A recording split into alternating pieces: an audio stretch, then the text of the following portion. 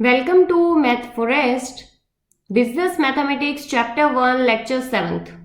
आज हम करने जा रहे हैं सर्कुलर परम्यूटेशंस। सर्कुलर परम्यूटेशंस में दो टाइप के केस आते हैं। एक आते हैं कि जिसमें एंटी क्लॉकवाइज और क्लॉकवाइज डिस्टिंग्विश हो, और एक में होते हैं कि एंटी क्लॉकवाइज और क्लॉकवाइज हो वो नॉन डिस्टिंग्विबल हो। मतलब कि एक में जो एंटी क्लॉकवाइज और क्लॉकवाइज डायरेक्शन की वजह से केसेस डिफरेंट बनते हो, और एक जिनमें केसेस डिफरेंट ना बनते हो।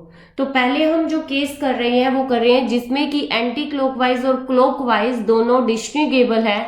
मतलब उसमें क्लॉकवाइज चले तो डिफरेंट केस मिलेगा और एंटी क्लॉकवाइज चले तो हमें डिफरेंट केस मिलेगा। तो हमें फर्स्ट ऑफ ऑल करना कैसे है, और अब सर्कुलर परम्यूटेशन का मतलब क्या है। सर्कुलर परम्यूटेशन राउंड टेबल की तरह मान के चलना है आपको, कि जैसे ये कोई राउंड टेबल है, ये जो हमने बना रखी है पिक्चर, ये हमने कोई राउंड टेबल बना रखा है। इसमें हमने यहाँ पे एन डिफरेंट थिंग्स बिठा रखी है, जैसे A B C D E. अभी हम क्लॉकवाइज लेके चलते हैं, उसी का केस करते हैं। एक बार हमने ये बिठा दिया, मेरे पास 5 ये है। अगर इनमें से मैं इनकी पोजीशंस ऐसे बदलूं, जैसे कि हमारे पास, अब मैंने क्या किया, इसकी पोजीशंस को ऐसे कर दिया। इनमें मैंने कर दिया ए, यहाँ पे बी, यहाँ पे सी, यहाँ पे डी, और यहाँ पे क्या आ गया, ई आ गया मेरे पास। ठीक है, अब एक नेक्स्ट पोजीशन मैंने ऐसे कर दी, जहां पे मेरा बी पड़ा है वहां पे ए हो गया, बी हो गया, सी हो गया, डी हो गया और ई हो गया। ऐसे ही सेम मैंने एक और पोजीशंस कर दी, जिसमें यहाँ पे ए आ गया, यहाँ पे हमारे पास बी आ गया, सी आ गया, डी आ गया और ई आ गया। सिमिलरली अब मैंने एक और पोजीशंस कर दी कि यहाँ पे मेरा ए आ गया, यहाँ पे मेरा बी आ गया, यहाँ पे सी, यहाँ पे डी और यहाँ पे ई आ गया। इस तरीके से 5 पोजीशन होगी। अगर आप ये देखो सर्कुलर पोजीशन में, तो इनमें कोई भी डिफरेंस नहीं है। ए के बाद बी आ रहा है, बी के बाद सी, सी के बाद डी और डी के बाद ई और ई के बाद ए। हर केस में यही हो रहा है, ए के बाद बी, बी के बाद सी, सी के बाद डी, डी के बाद ई और ई के बाद ए। हर किसी में यही हो रहा है। मतलब कि A B C D E पहला केस हो गया आपके पास। दूसरा केस कौन सा हो गया, D E A B C हो गया। तीसरा केस कौन सा हो गया, C D E A B हो गया आपके पास। चौथा केस कौन सा हो गया, बी सी डी ई ए हो गया आपके पास। इस तरीके से आपके पास केस बन रहे हैं कि हमारे पास एक केस हो गया A B C D E हो गया, दूसरा हो गया हमारे पास कि D E A B E सी हो गया, एक हमारे पास आ जाएगा ई ए बी सी डी। मतलब एक बार तो ए को हमने फिक्स करके किया है, एक बार हमने डी को, एक बार हमने सी को, एक बार बी को और एक बार ई को। मतलब सारी पोजीशंस कर दिए। पर अगर ये टेक्निकली देखा जाए तो इनमें कोई भी डिफरेंस नहीं है। ए के बाद बी आ रहा है, बी के बाद सी आ रहा है, सी के बाद डी आ रहा है, डी के बाद क्या आ रहा है, ई आ रहा है, ई के बाद फिर से ए आ रहा है। तो अगर हम इसे सर्कुलर मोशन में लेते हैं, अगर मैं इसे सर्कुलर वे में लूं, तो ये सारी की सारी जो परम्यूटेशंस है ये आपस में क्या है, इक्वल है। ये पांचों के पांचों परम्यूटेशंस डिफरेंट ना होने की बजाय सारी की सारी क्या है, सेम है। यही अगर मैं इस सर्कुलर परम्यूटेशन को लीनियर अरेंजमेंट समझू, कि यहां से मैंने इस टेबल, जो मान लो थ्रेड लिया था, टेबल लिया था, जो भी लिया था, उसको मैंने कट करके और एक स्ट्रेट लाइन बना दिया। कट किया और एक क्या बना दिया, स्ट्रेट लाइन बना दिया। तो उसमें क्या होगा, ये चेंज आ जाएंगी। ये पांचों की पांचों जो अरेंजमेंट होगी, ये पांचों डिफरेंट अरेंजमेंट हो जाएंगी। इनमें क्या होगा, फिर सर्कुलर मोशन नहीं रहेगा। इसमें क्या है, ये जब अगर हम लीनियरली इन्हें अरेंज करेंगे तो ये सारी की सारी एक जैसी ना होने के बजाय सारी की सारी क्या हो जाएगी, डिफरेंट हो जाएंगी। तो आपने यहाँ पे एक चीज नोटिस की कि अगर हमने 5 डिफरेंस थिंग लिया और उसे अगर सर्कुलर परम्यूटेशन में रखा, तो वो पांचों की पांचों क्या हुई, सेम हुई। पर अगर उन्हीं को ही हमने लीनियर कर दिया तो वो पांचों क्या हो गई, डिफरेंट हो गई। तो अगर मैं कोई परम्यूटेशन मान के चलू x, मैं अगर क्या करूं, लेट करूं कि एक सर्कुलर परम्यूटेशन है, अगर 5 डिफरेंट थिंग लेते हैं और हमारे पास एक सर्कुलर, हमारे पास यहां से हमें क्या मिल गया, 10 one circular arrangement of 5 different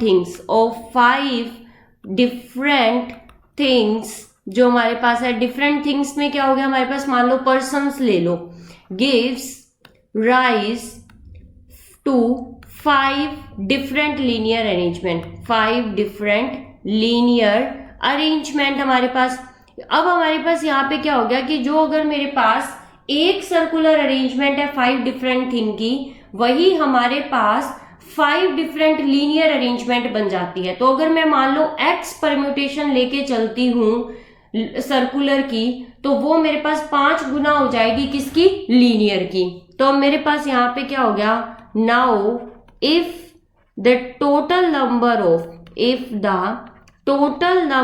of circular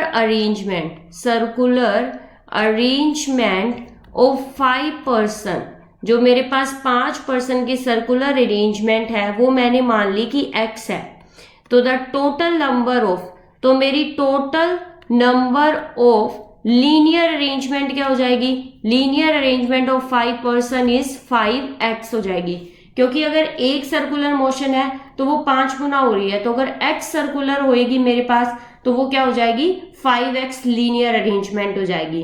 पर मेरे को पता है कि लीनियर अरेंजमेंट कैसी होती है, 5 डिफरेंट थिंग्स की 5 फैक्टोरियल्स होती है, क्योंकि 5 पर्सन लिए तो रिपीट तो हो नहीं सकते, तो वो कैसे हो जाएगी, 5 फैक्टोरियल हो जाएगी। बट वी नो दैट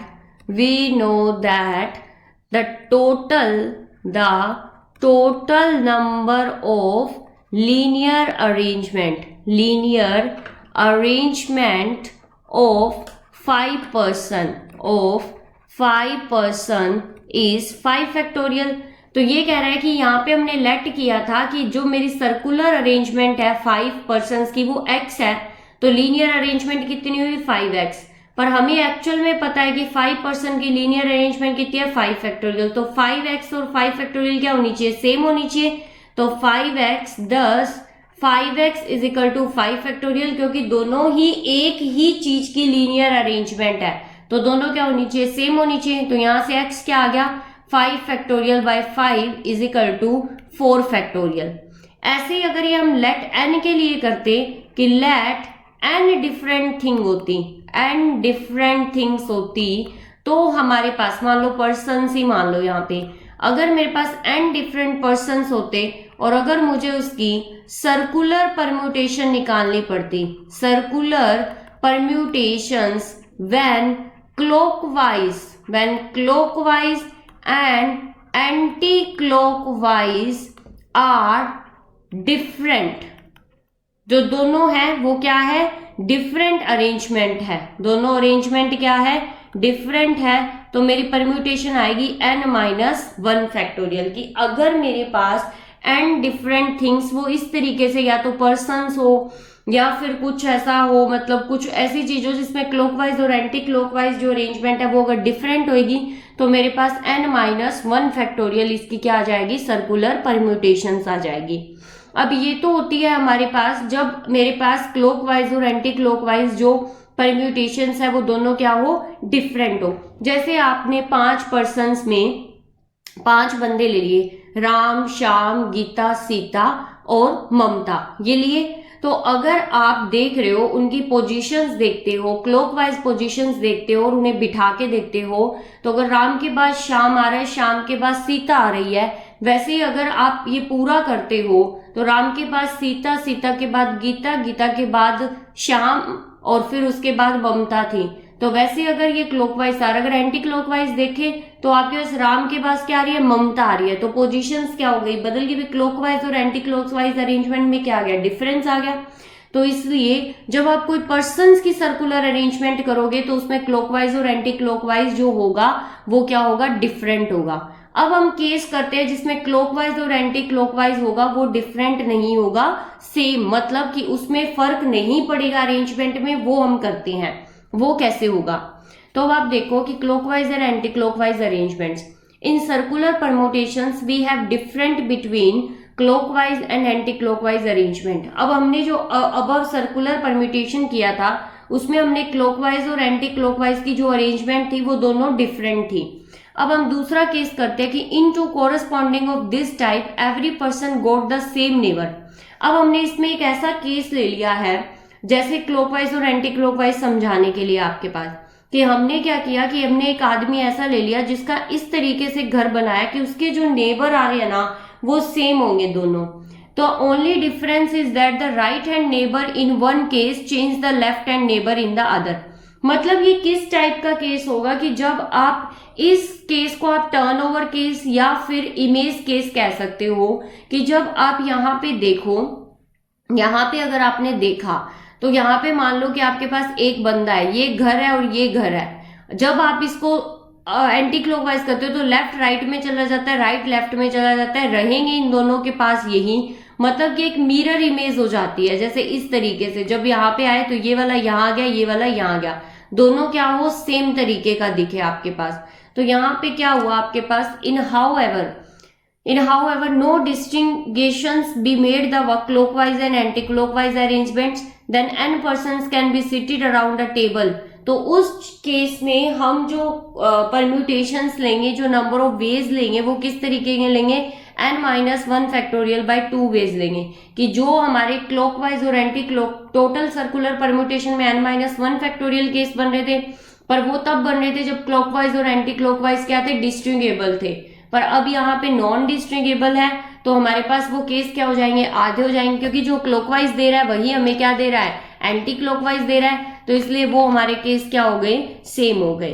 अब हमारे पास क्या है इसमें, एक और जो मोस्ट पॉपुलर जो केस आता है इसमें, जो आपको देखते ही पता चल जाएगा कि आपके इसमें डिस्टिंग्विशेबल लगाना है, नॉन डिस्टिंग्विशेबल लगाना है, वो आता है गार्लैंड का या बीट्स का। तो हमारे पास क्या है कि in the similar way if we have to form a necklace with n beads of different colours. मान लिया कि हमने क्या किया, एक नेकलेस बनाया, ब्रीड्स लिए, ब्रीड्स आपको सेम लेने हैं, जैसे हमने बीड्स ले लिए, उसमें n बीड्स लिए डिफरेंट कलर के, या फिर हमने एक माला बनाई n डिफरेंट कलर्स की। n डिफरेंट कलर्स तो हो गए, पर उसमें अगर आप रोज ले रहे हो तो रोज ही लेने हैं, लिली लेने हैं तो लिली लेने हैं। अगर डिफरेंट फ्लावर हो गए तो आपकी क्लॉकवाइज एंटी क्लॉकवाइज हो जाएगी, पर अगर आप सिर्फ डिफरेंट कलर ले रहे हो तो कोई फर्क नहीं पड़ेगा। तो उसमें क्या है, वो सर्कुलर माला है, उस माला को आप कैसे भी पहन सकते हो, चाहे उसको सीधा पहनो चाहे आप उसको उल्टा पहनो, आपको सेम ही पोजीशंस मिलेगी, उसमें कोई भी डिफरेंट नहीं आएगा। तो there is a no difference between clockwise and anti clockwise arrangements, and thus the required number of arrangement is s-1 factorial by 2। तो ये हमारा होता है क्लॉकवाइज और एंटी क्लॉकवाइज वाला, जिसमें डिस्टिंग्विशेबल भी केस है और नॉन डिस्टिंग्विशेबल भी केस है। तो इसलिए इनमें आपको क्या है, साफ साफ देखते ही पता चल जाएगा कि कब आपको कौन सा केस लगाना है, कब आपको कर, जब आपको मोस्टली ये बीड्स वाला आएगा या गार्लैंड वाला आएगा तो आपको नॉन डिस्टिंग्विशेबल लगाना है, ठीक है। अब जब भी आपको कोई पर्सन्स का आएगा, डिफरेंट पर्सन्स का, तो आपको ऊपर वाला सर्कुलर परम्यूटेशन लगाना है। तो अभी हम एग्जांपल्स देखते हैं।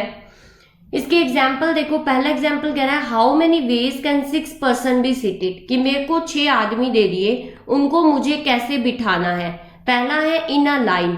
इन अ लाइन का मतलब आपको पता है लीनियर अरेंजमेंट। तो हम पहला केस कर रहे हैं, पहले केस में क्या है, मेरे पास इन अ लाइन में हम देखते हैं number of ways in a line के हमारे पास कितने हो जाएंगे, मान लो 1 2 3 4 5 6 पर्सन को एक लाइन में बिठाना है। तो इसके पास कितने हैं, 6 के 6 चॉइस है, कोई भी एक पर्सन यहाँ पे बैठ सकता है। अब एक पर्सन यहाँ पे बैठ गया, यहाँ पे कितने बचे, 5, यहाँ पे कोई भी 5 बैठ सकता है। यहाँ पे कितने बचे, 4, यहाँ पे कितने बचे, 3, यहाँ पे कितने बचे, 2, यहाँ पे कितने बचे, 1।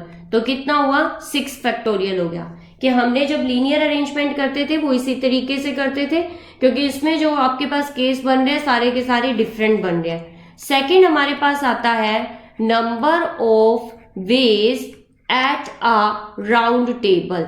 राउंड टेबल वाले केस कैसे आएंगे आपके पास, हमने अभी किया था n-1 फैक्टोरियल केस किए थे। तो n- मतलब 6 - 1 फैक्टोरियल, तो आपके पास कितना आ जाएगा, 5 फैक्टोरियल आ जाएगा। तो ये आपका क्या हो गया, 120, जो कि आपका क्या हो जाएगा आंसर। और ये आपका जो 6 फैक्टोरियल था वो होता है 720। कितना आसान सा क्वेश्चन था, बिल्कुल सिंपल क्वेश्चन था।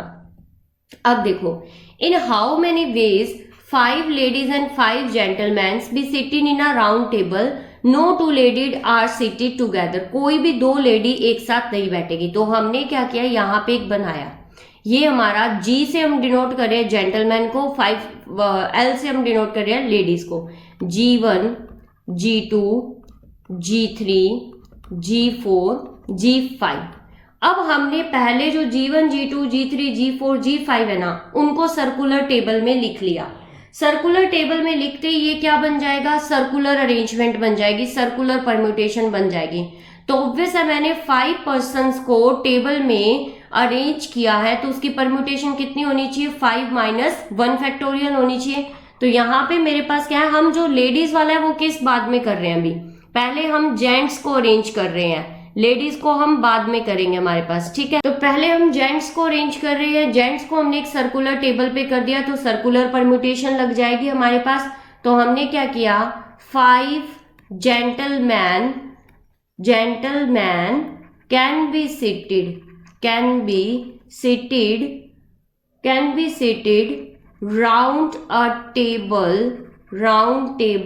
in 5 minus 1 factorial. 4 factorial veg से हो गए, क्योंकि राउंड टेबल में हमारे पास क्या हो गया, हमने ये कर दिया।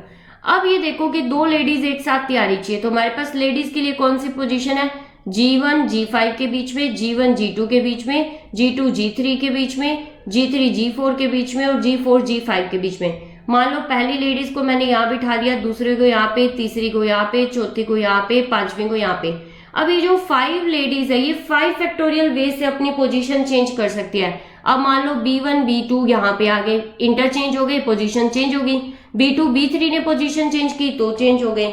तो यहाँ पे क्या हो गया हमारे पास कि हमने जो राउंड टेबल का केस माना वो G1 G2 G3 G4 G5 का माना।